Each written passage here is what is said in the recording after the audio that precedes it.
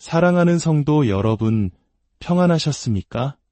오늘 우리는 성경의 마지막 페이지에서 경고하고 있는 마지막 시대의 징조들이 바로 지금 우리가 살아가는 현실 속에서 어떻게 나타나고 있는지 깊이 탐구하는 시간을 갖고자 합니다.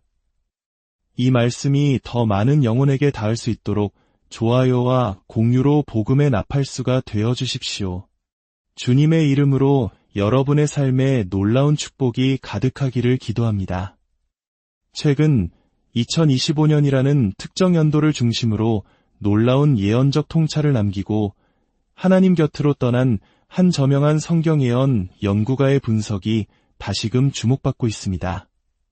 그는 생전에 수많은 저서와 강연을 통해 다가오는 시대의 거대한 영적 변화를 경고했습니다.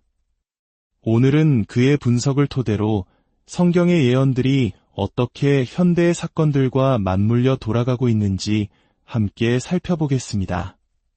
그는 오래전부터 한 특정 연도를 기점으로 세상 정부들이 거대한 전환을 맞이할 것이라고 예견했습니다. 이는 단순히 정치적인 변화를 넘어 오랜 시간 동안 비밀리에 준비되어 온 영적인 흐름, 즉 적그리스도의 영이 본격적으로 활동하는 시대로의 전환을 의미한다고 그는 주장했습니다.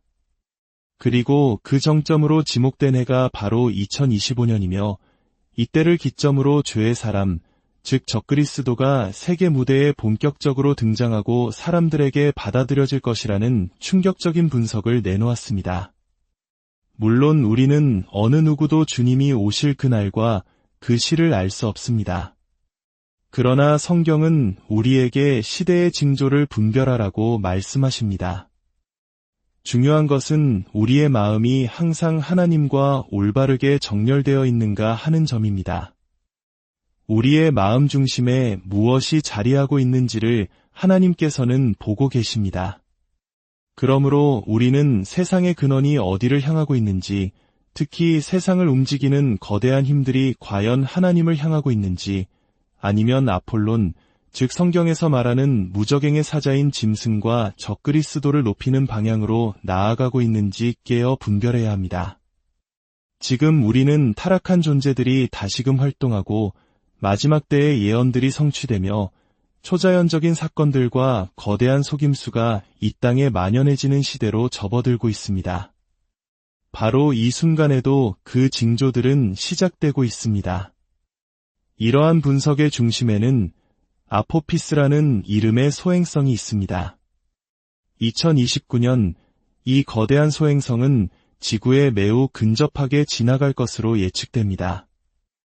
연구가는 아포피스가 요한계시록 8장에 등장하는 쓴쑥 예언의 성취일 가능성을 제기했습니다.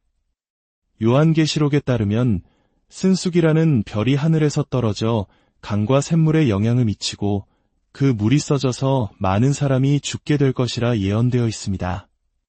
만약 이 아포피스가 정말로 쓴쑥이라면 놀라운 시간적 계산이 가능해집니다. 대부분의 복음주의 기독교인들이 믿는 바와 같이 예수님의 재림 전에는 7년의 대환난 기간이 있습니다.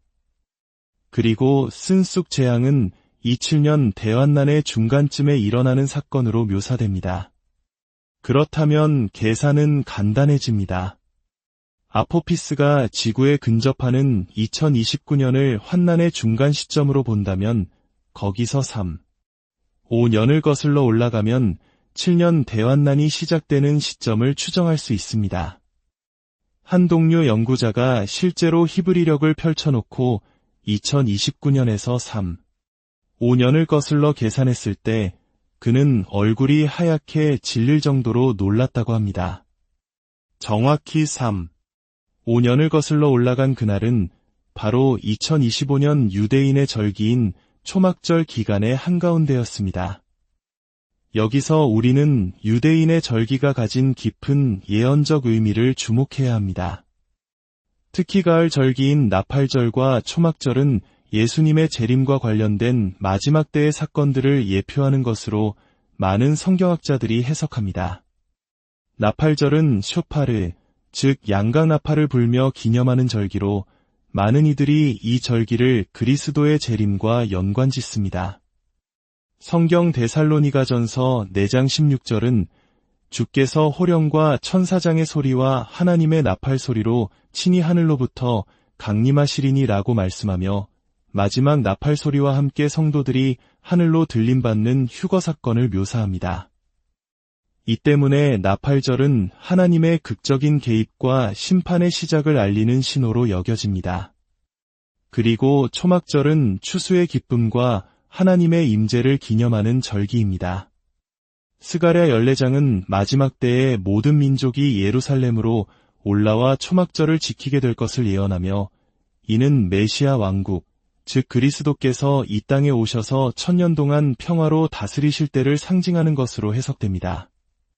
다시 말해 나팔절이 그리스도의 재림과 성도들의 모임을 알리는 신호라면 초막절은 그 이후에 펼쳐질 영광스러운 하나님의 나라를 예표하는 것입니다. 그리고 그 사이에 바로 야곱의 환난이라 불리는 7년 대환난, 즉 하나님의 진노가 쏟아지는 심판과 정화의 기간이 존재합니다. 그런데 아포피스의 접근으로부터 5년 전인 2025년의 그날이 단순히 초막절 기간이었을 뿐만 아니라 초막절의 7번째 날이었다는 사실은 더욱 놀랍습니다. 초막절 7번째 날은 고대 히브리인들이 아주 특별한 제사를 드렸던 날이기 때문입니다. 그들은 이날 하나님께서 그들을 이집트의 모든 신들로부터 구원해 주신 것을 기념하며 황소 7마리를 제물로 바쳤습니다. 특히 이 구원은 혼돈의 신으로 불리던 고대 이집트의 신 아포피스로부터의 구원을 상징했습니다. 믿기지 않는 우연의 일치입니다. 고대 이집트의 신 아포피스로부터의 구원을 기념하는 바로 그 날짜가 수천 년 후 아포피스라는 이름의 소행성이 지구를 위협하기 정확히 5년 전이라는 것입니다. 이는 마치 하나님께서 당신의 백성을 환난으로부터 구원하실 것을 미리 보여주시는 강력한 징표와도 같습니다. 예언적 연결고리는 여기서 그치지 않습니다. 초막절로부터 열흘 전은 바로 나팔절입니다.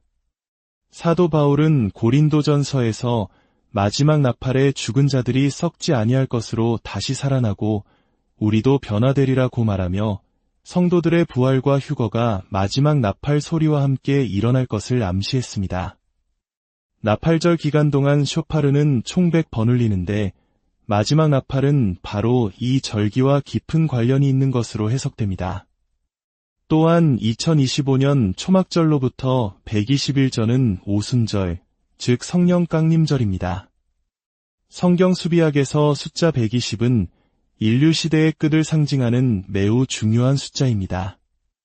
창세기에서 하나님께서는 나의 영이 영원히 사람과 함께 하지 아니하리니 이는 그들이 육신이 됨이라.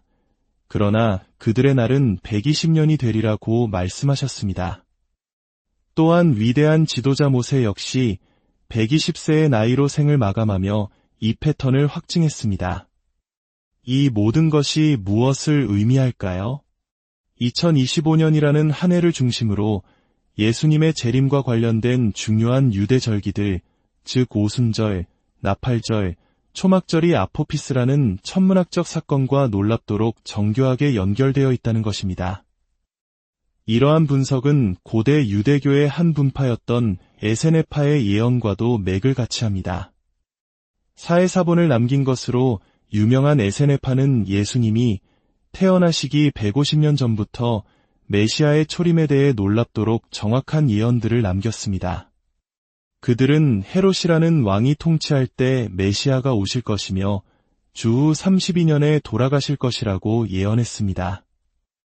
또한 그분은 유대인뿐만 아니라 이방인을 위한 희생제물이 되어 은혜의 시대를 열 것이며 그 시대가 약 2000년간 지속될 것이라고 예언했습니다. 그런데 이토록 정확한 예언을 남겼던 에세네파가 인류의 마지막 시대가 시작될 것이라고 지목한 해가 언제인지 아십니까? 놀랍게도 그들이 지목한 해 역시 바로 2025년이었습니다. 사랑하는 성도 여러분, 이 모든 놀라운 예언적 일치들이 오늘 우리에게 무엇을 말해주고 있습니까? 우리는 성경의 예언들이 마치 살아있는 생명체처럼 우리의 현실 속에서 숨쉬고 움직이는 시대를 살고 있습니다.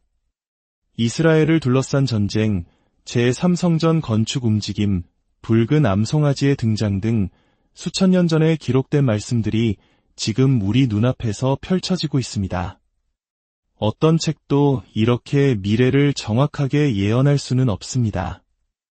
이것이야말로 성경이 100% 진실된 하나님의 말씀이라는 가장 강력한 증거입니다. 그리고 그 모든 예언의 중심에는 바로 우리 주 예수 그리스도께서 계십니다. 그분은 시작과 끝이시며 모든 것의 기초이십니다. 예수 그리스도께서는 유일한 진리요, 유일한 메시아이시며 아버지를 통하는 유일한 길이십니다. 2025년이 정말 그 해가 될지 우리는 단정할 수 없습니다. 우리의 시간은 언제 끝날지 아무도 모릅니다. 그러나 중요한 것은 지금 이 순간 예수 그리스도를 당신의 구주로 영접하는 것입니다. 지금 이 순간 성경을 펴고 그분의 말씀을 따라 살며 기도와 예배로 하나님과 동행하는 것입니다. 당신의 마음의 가장 큰 소원을 주님의 나라를 구하는 것에 두십시오. 성경이 살아 움직이고 있습니다. 깨어 준비하십시오. 주 예수 그리스도의 은혜와 하나님의 사랑과 성령의 교통하심이 여러분 모두와 함께 하시기를 간절히 축원합니다.